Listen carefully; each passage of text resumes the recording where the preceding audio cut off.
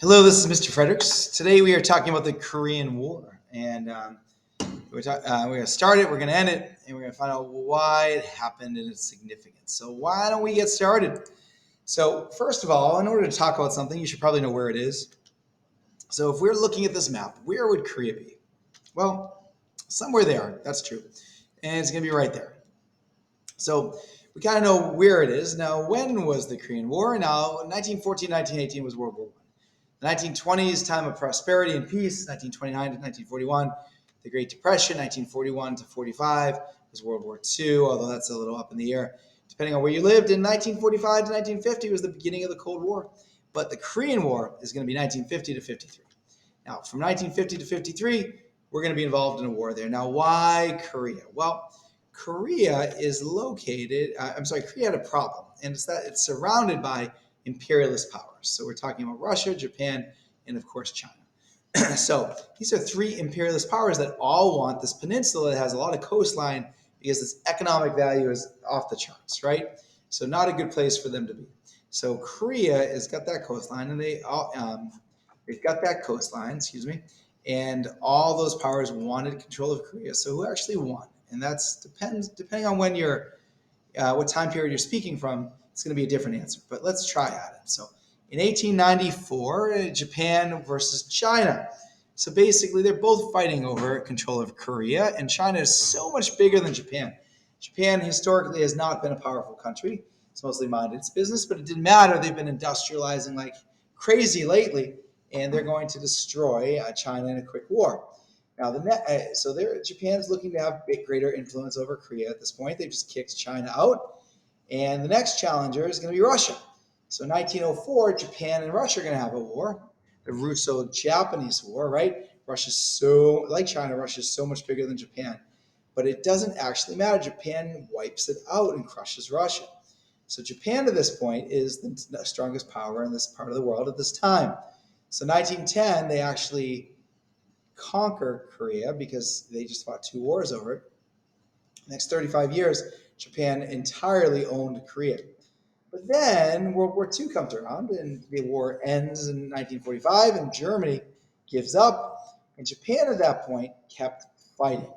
Now, the U.S. wants to invade Japan, right? So that's what they want to do. They want to invade it. But that's going to cost, like, who knows, 250,000 lives, 500,000, who knows? Well, in 1945, there's a conference. That conference is at Yalta. The World War II hasn't ended yet. And at that conference, you're going to have the big three, the British, the Soviets, the U.S., or Winston Churchill, FDR, and of course, Joseph Stalin.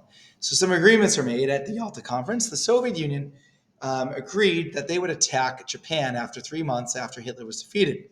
And that's entirely what the United States wanted. We could not imagine invading Japan alone. It would have been so much death. So in exchange for that, FDR would have been able to give anything, willing to give anything. The Soviet Union says, after the war, I want you to let me have a sphere of influence over Eastern Europe. I want to control that. I want friendly governments that aren't going to invade and kill me. So the problem is that Russia, the Soviet Union, has gotten crushed. Millions of people being killed in World War II, World War I, and even when Napoleon invaded it years ago. So Stalin wants to create a buffer zone and prevent that from ever happening again. And that's the deal he gets out of FDR. He also, though, gets half of Korea. So we're like, nope, Korea's valuable. We want half of it. So where do we split it? Well, a group of people went into a room saying, where can we split Korea? And they noticed there was already a line of latitude down on the map at the 38th parallel. And it already split Korea pretty much in half.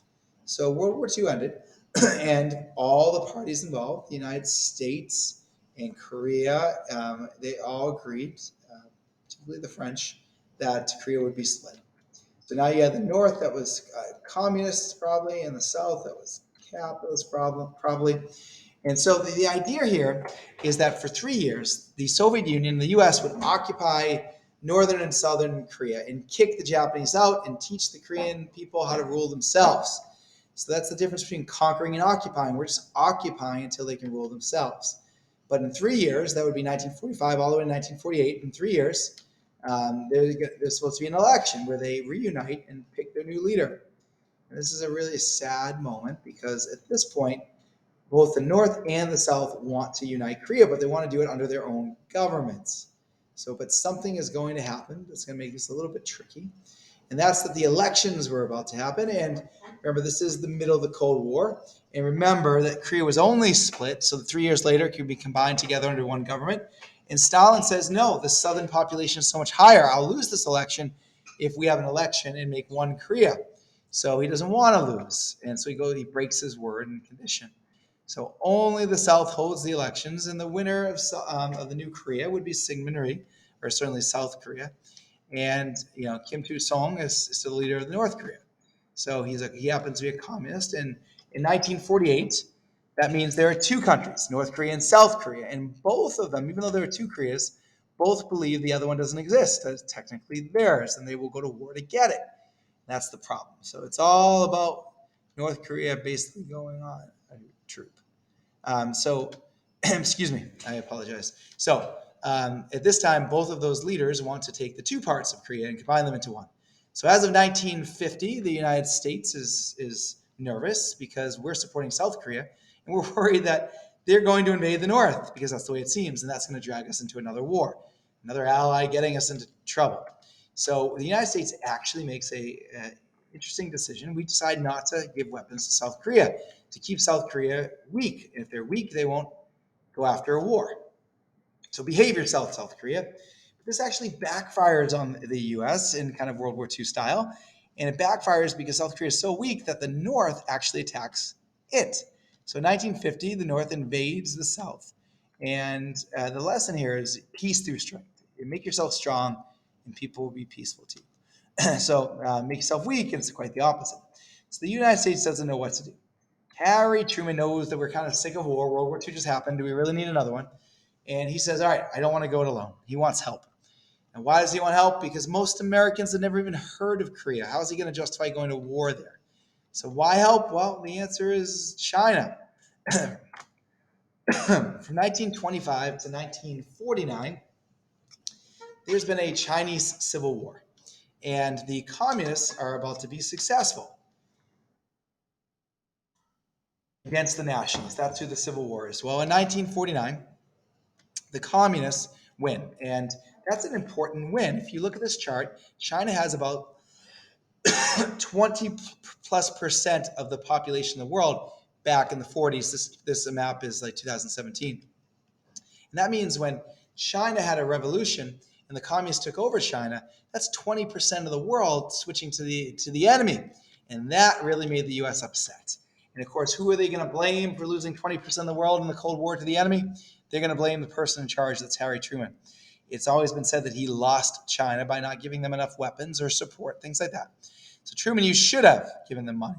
You should have given it to the nationalists. You should have given them weapons to the nationalists, but he didn't. And his approval rating goes down. It goes from a high of 70% to basically 22%. And that's about the lowest approval rate in the history of this country. Even Nixon had 24%, and he was about to get impeached. So Truman has learned a lesson. You do not let any soil on this earth turn communist at all. So the next election, Truman is worried about getting kicked out along with his fellow Democrats. He says, never again. So from now on, no appeasement. That means no appeasing communism, no appeasing Stalin, no appeasing North Korea. We'll do whatever it takes. So Harry Truman says, let's go. But Harry Truman does need help, and he doesn't want to take on communism by himself. So he goes to the brand new United Nations. He says we should team up to go against North Korea, who's invading South Korea. The United Nations is, of course, so many different pieces, but one of the pieces is called the General Assembly. General Assembly is where everybody in the United Nations discusses ideas, they pass resolutions, and not much comes from it. The second piece, though, is very tangible. It's called the Security Council. The Security Council, in 1950, they're the ones who can send troops from United Nations members to basically stop wars from happening. So Harry Truman asks the Security Council, help! North Korea is attacking South Korea. We have to do something about this. Now, the United States has a problem, though. The Security Council has 15 members at the time, and it's 15 members. You need to have 8 of them vote to send troops somewhere to help South Korea, right? And you would think, well, that will be easy. Now, out of those 15 members, 10 of them are rotated from around the world, anybody random, and then 5 are permanent members that are always on it, that were deemed the toughest country in 1950 when the United Nations was created, a little bit earlier, 1945.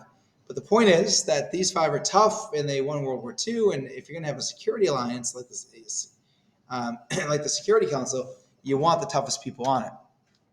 Who are the 5 powers that are on the Security Council? They're still there today in 2023. The United States, Britain, France, and China's on it, and the Soviet Union's on it. Now, here's the key, though. That there's a problem that each of these 5 countries that is on the Security Council's permanent seat on the Security Council, they all have the veto power. What that means is even though 8 countries voting will get any job done to send troops, you actually need, if just one of those countries votes against it, then the measure doesn't pass. You don't send troops. And so a 14-1 vote, the one vote will win if it's a permanent member.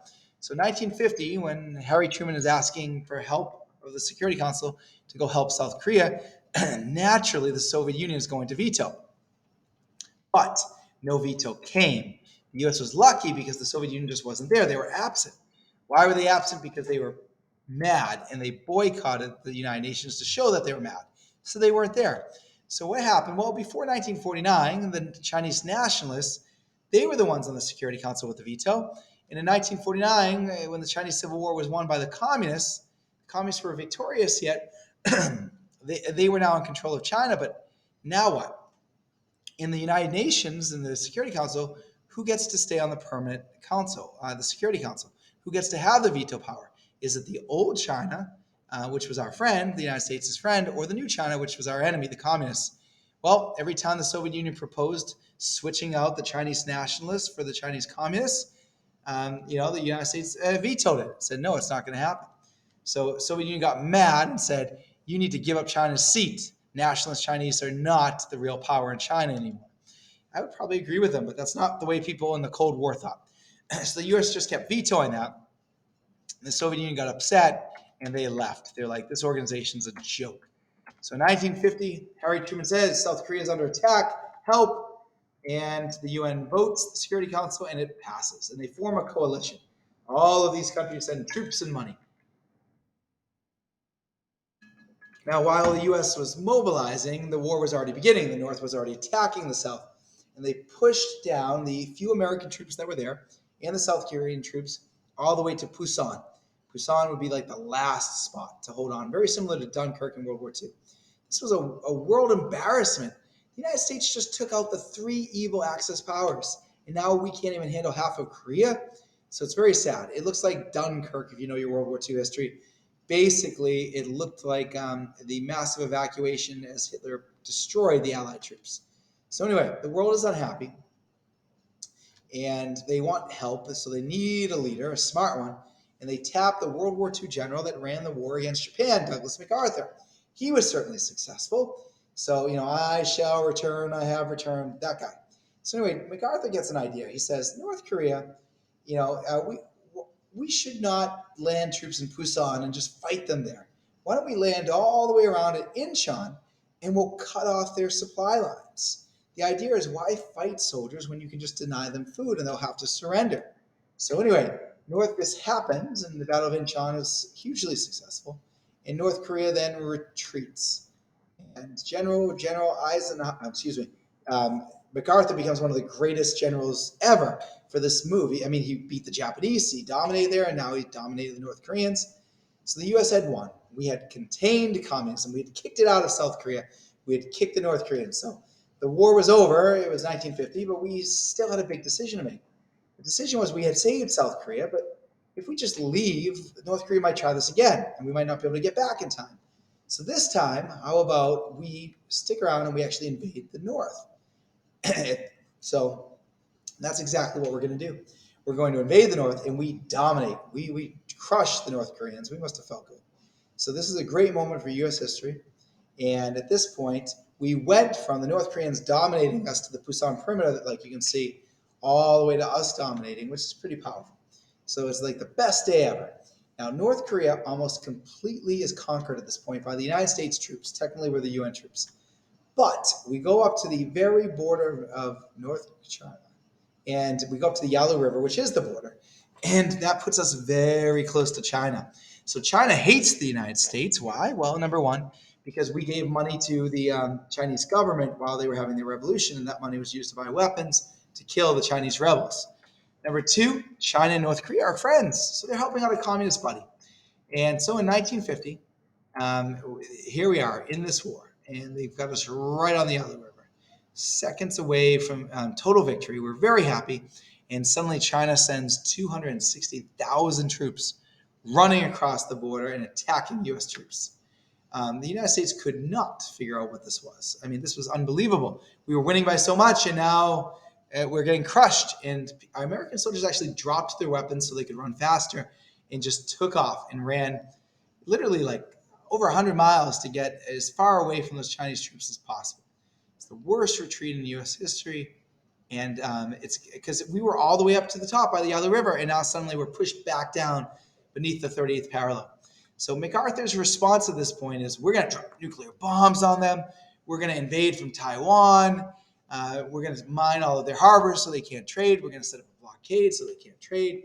We're going to drop 50 nuclear bombs right on the border between North Korea and China so that they can't interfere anymore. And what does Truman think of this escalation? Truman says, no. He said, I've now seen you, and I know that you guys are smart enough to basically not do this. Because if you do this, you're going to alienate the Soviet Union. And if they come in the war, that's World War III, and nobody wants that. So again, if the Soviet Union, if we bomb this area and it's part of the Soviet Union will join the enemy. So again, Truman is like, we don't want a big war. We're happy fighting the North Koreans. We're happy fighting the Chinese, sort of, but we're not going to launch nukes and attack China because that's going to pull the Soviet Union into the war, and that's not what we want. So no attacking China. We can defend against China, but no attacking. We want a limited war. So we're not willing to escalate. And MacArthur is mad and angry. He feels like he's fighting a war that he's losing, but his hands are tied behind his back because he can't drop nukes. He can't mine harbors. It just seems impossible. So MacArthur does something crazy. He starts bombing China without permission. And he starts writing letters to Congress. Hey, can you get rid of this guy? Impeach him already. He's not letting me win this war. So he does criticize Truman, which is a huge no-no. And Truman's like, I don't think so. So Truman ultimately fires MacArthur. And so MacArthur, it's one of the most controversial decisions of all time.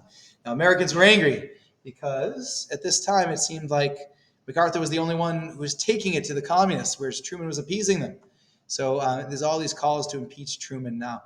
But what would he say? MacArthur would say that MacArthur was saying that he was doing everything he could to defeat China, and he was at war with China, and Truman was showing weakness to China. And he was right. But Truman was saying the war is not about China. The war is about the Soviet Union. And if we attack China, that could bring the Soviet Union in, and they'll attack us in Europe, and that's World War. And we all have nukes, and that's not a good thing. So the war went on without MacArthur because he got fired. And generally, history has ruled that MacArthur was wrong and Truman was right.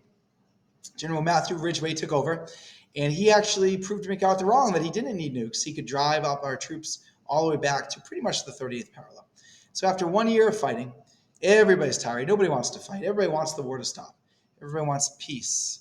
So they created a little village called Panmunjom, and it's right on the border between North and South. And both sides wanted peace, so you'd think this would actually be quick. But over 2 years, they had 575 meetings, and almost none of them were productive. Now, why so long? Well, I'm going to give you the reasons why they disagreed and weren't willing to have peace. Reason number one, a communist demand was that all foreign troops leave Korea. But see, the last time that there were no U.S. troops in South Korea, the communists attacked. So we don't want to remove troops. We say no. And that's going to prolong negotiations for up to a year because our troops would have to be so far away. And if the North ever launched another attack on the South, we couldn't get back in time. But who could get back in time? China could because they're located right there. And that was an advantage they had. So we're like, no, thank you. Another communist demand would be back to the 30th parallel. Let's go back. Well, the problem is, if you notice, the U.S. had driven up past the 30th parallel and actually gained a little bit of land and lost some land. So that said, no. We're kind of like, We fought hard for this land. We're not going to give it up. Another reason for the 575 meetings without everybody managing to manage peace was the Americans demanded some things too. They said, give us back our soldiers. But the American POWs that went missing, the U.S. had about 11,500 troops missing in action, which meant that's 11,000. And the communists claimed they only had 3,000 of them. So what happened to the rest of our troops? So what happened, we think, was that they were probably executed and their bodies were buried. What probably happened was many of them were blown up and couldn't be identified. And some people, and this is kind of what was going on, thought that the communists were taking our troops, locking them in the jungle in cages, and basically brainwashing them. And that's kind of where this flag came from, this movement saying that America wasn't doing enough to find its veterans. So reason number 3, communist demand. The communists demanded giving us back their soldiers. We wanted our soldiers, but they didn't have them. They claimed they were dead or something. So the communists, though, wanted their soldiers back too, which legally we were required to do. But we said no. The communist POWs, we basically said that we think communism is evil and we don't want to send all of these people back. So the total number of communist POWs at the end of the war was that we had 122,000 of them, and most of them did not want to go back to their countries. So 52,000 did want to go home, I guess, much larger than I thought, and 70,000 were willing to go home. But ultimately, the rest were like, it's not happening. So the U.S. didn't want to send people back into slavery and to evil. So the U.S. said, no, we're not giving you back your prisoners, which is a violation of international law. So for 2 years and 500 plus meetings, there was no peace because we couldn't agree. Neither side was happy. And then something is going to change. In 1952, we have a presidential election. And in that presidential election, Truman remained very unpopular.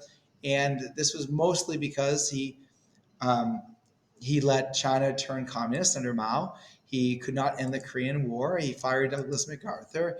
He let African Americans integrate into the military, which a lot of people were against. And he was no FDR. People loved FDR. So the country's pretty unified against Truman.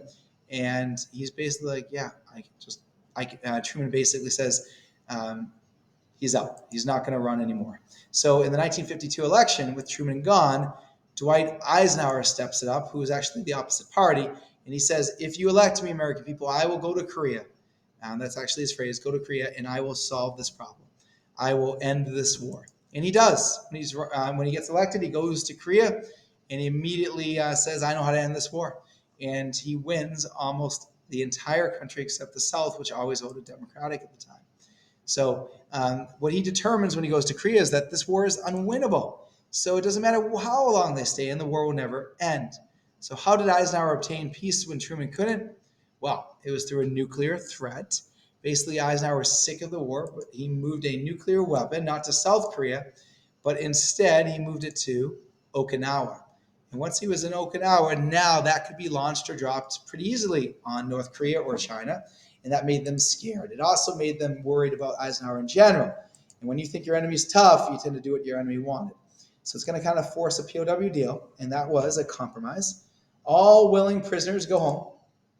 Any prisoners who don't want to go home will get turned over to a neutral country. And each side has 90 days to talk to their own people and try to convince them to come home. So in the end, 21 American soldiers actually decided to stay with China. And that's kind of crazy, right? Americans from like Massachusetts, they said, we don't want to go home. We want you to take us, China. And that's going to really flip out a lot of Americans. This is kind of the beginning of that theory that the communists had secret ways to brainwash Americans and control what they think. And then they were going to come home as spies. And Manchurian Candidate was a little bit about this. But that's it. The war is over. It ends. Over 1 million lives are lost in the war. So 1 million lives are lost. Now, what changed after all of that fighting? And the answer was not much. If you look at the beginning and end, it was almost nothing. Was it a win for the United States? Well, we started off getting our butts kicked, and then we ended up back to the middle. So that's like a win. Was it a loss? Well, we invaded and we crushed them, and then they kicked our butts and pushed us out. So you can almost argue that this was everybody winning or tying. And whatnot. I think you could argue that it was a tie. It certainly looks that way. But again, either way, 1 million lives certainly might not have been worth it. Now, we did send a message, though. We sent that if you mess with capitalism, we will be willing to fight it.